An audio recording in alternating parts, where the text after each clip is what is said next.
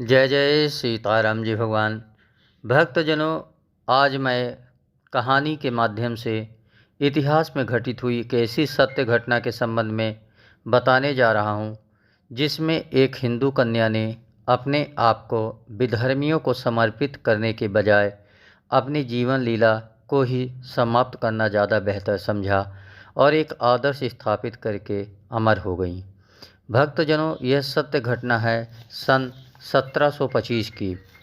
भारत सम्राट मोहम्मद शाह दिल्ली के सिंहासन पर आसीन थे।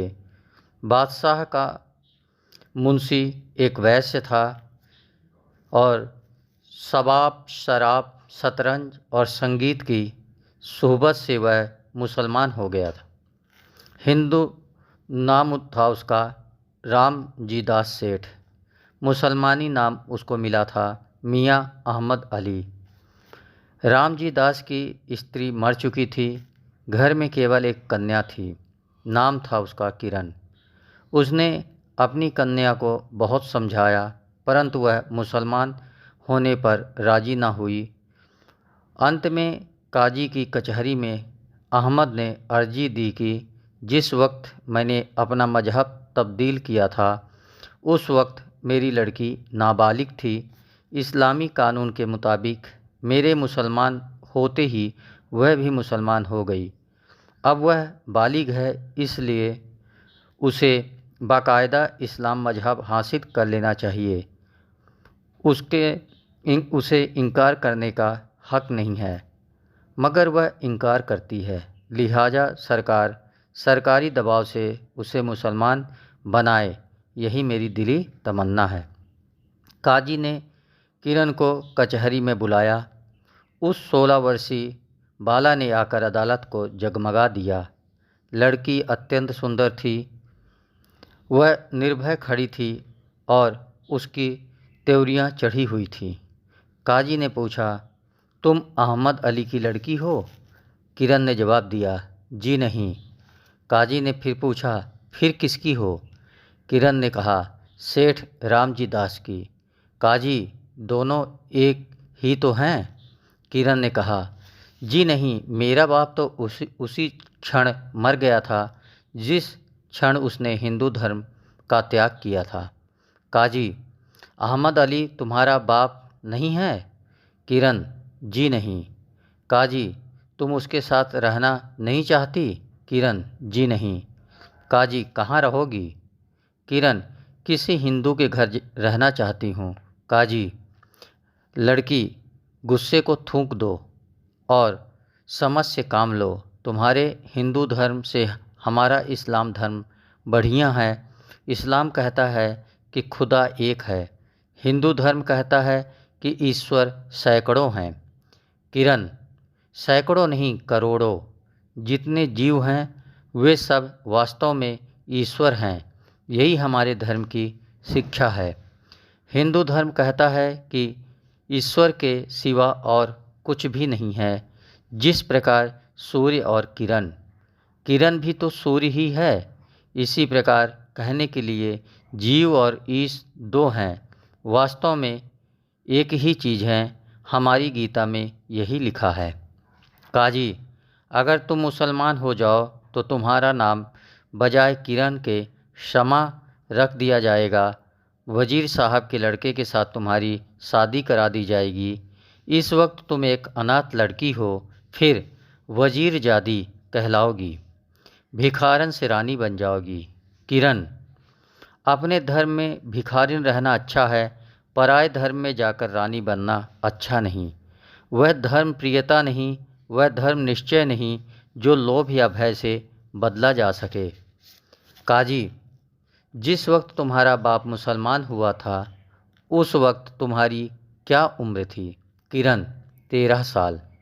काजी, रजस्वला हुई थी या नहीं? किरण, जी नहीं। काजी, तब तुम उस वक्त नाबालिग थी? किरण, जी हाँ। काजी, तब तो तुम इस्लामी कानून की दफ़ा से उसी वक्त मुसलमान हो चुकी कि जब तुम्हारा बाप मुसलमान हुआ था। किरण, इस्लामी कानून इस्लाम के सिर पर सवार हो सकता है, हिंदू धर्म पर नहीं। मैं इस कानून को नहीं मानती। काजी, इस्लाम धर्म की तौहीन में इस लड़की को जेल भेजो। बेचारी किरण शाही जेल खाने में भेज दी गई। यह सनसनीखेज समाचार सारे शहर दिल्ली में व्याप्त हो गया। वैश्य समाज ने कुपित होकर सारा कारोबार बंद कर दिया। बाजारों में हड़ताल कर दी गई। वैश्य समाज के नेताओं ने किले के नीचे जाकर धरना दे दिया। गोलमाल सुनकर बादशाह ने खिड़की खोली, पूछा क्या मामला है। सेठों ने सारी कहानी सुनाई। बादशाह ने कहा, इसी वक्त वह लड़की आप लोगों की सुपुर्दगी में दे दी जाएगी। कल हमारे दरबार में यह मुकदमा पेश होगा। इत्मीनान रखिए। मैं यह बात जानता हूँ कि जोर जुल्म करने वाली बादशाहत बादल की छां की तरह थोड़ी ही टिकती है। लड़की को लेकर सेठ लोग वापस चले गए।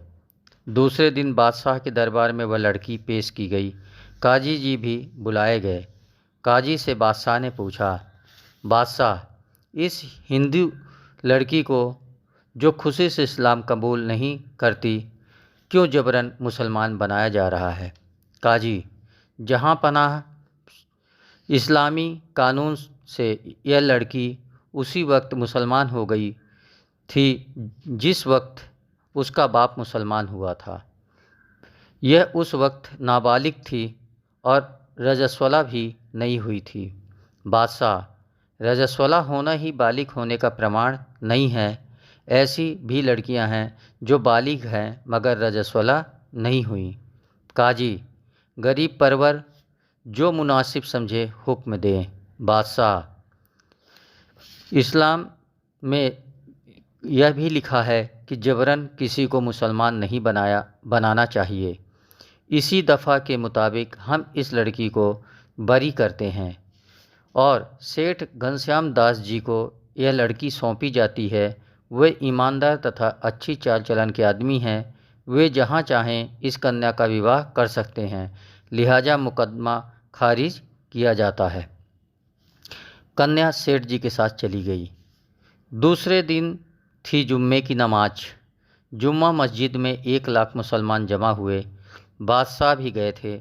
मुल्ला लोगों ने बादशाह को आड़े हाथों लिया और उनके फैसले को तार तार कर दिया। इस्लामी बादशाही वास्तव में मौलवी लोगों की बादशाहत थी। बादशाह ने देखा कि मामला बिगड़ा जाता है। कहीं ऐसा ना हो कि मुझे तख्त और ताज से भी हाथ धोना पड़े। वो नरम पड़ गए और बोले, बादशाह, आखिर आप लोग इस मामले में क्या चाहते हैं। मौलवी लोग ने कहा, यह मामला मजहब का है, राजनीति का नहीं है। इस मामले का आखिरी फैसला जुम्मा मस्जिद की अदालत यानी अंजुमने मौलाना ही कर सकती है। बादशाह, तो अब क्या करना अब होना चाहिए। मौलवी लोग, उस लड़की को फिर हिरासत में ले लीजिए। कल उसकी पेशी जुम्मा मस्जिद की अदालत में होगी। आइंदा धर्म के मामले में आप दखल न किया करें। किरण को फिर जेल में बंद कर दिया गया। एक टाट पर बैठी किरण भविष्य को सोच रही थी। कटार लिए एक जल्लाद आया। किरण खड़ी हो गई और बोली, किरण, तुम कौन हो।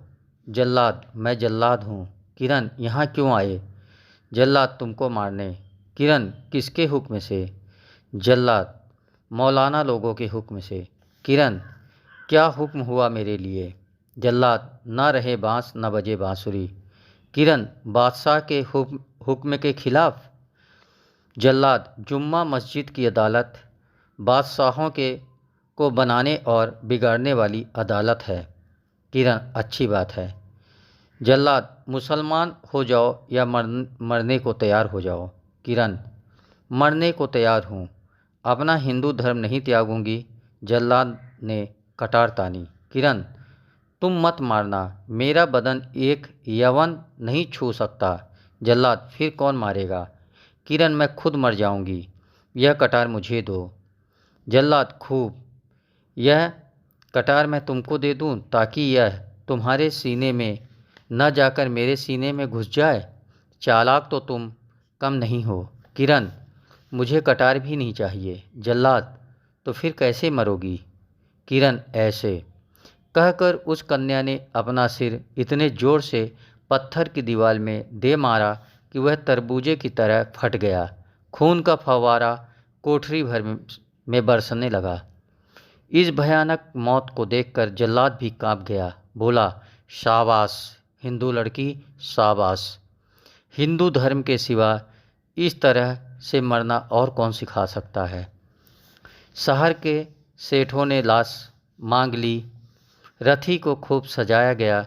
कहते हैं कि उस कन्या की 100 यात्रा पर इतने फूल फल, मेवा बतासे और रुपए पैसे निछावर किए जितने किसी 100 पर नहीं हुए थे। भक्तजनों, हिंदू संस्कृति का यही आदर्श है कि प्राण भले ही चले जाएं, अपना धर्म न जाने पाए। क्योंकि जो धर्म का हनन करता है, धर्म उसका हनन कर डालता है। धर्म पर न्यौछावर होकर किरण देवी अपना नाम सुनहरे अक्षरों में अमर कर गई। जय जय श्री सीताराम जी भगवान की जय हो।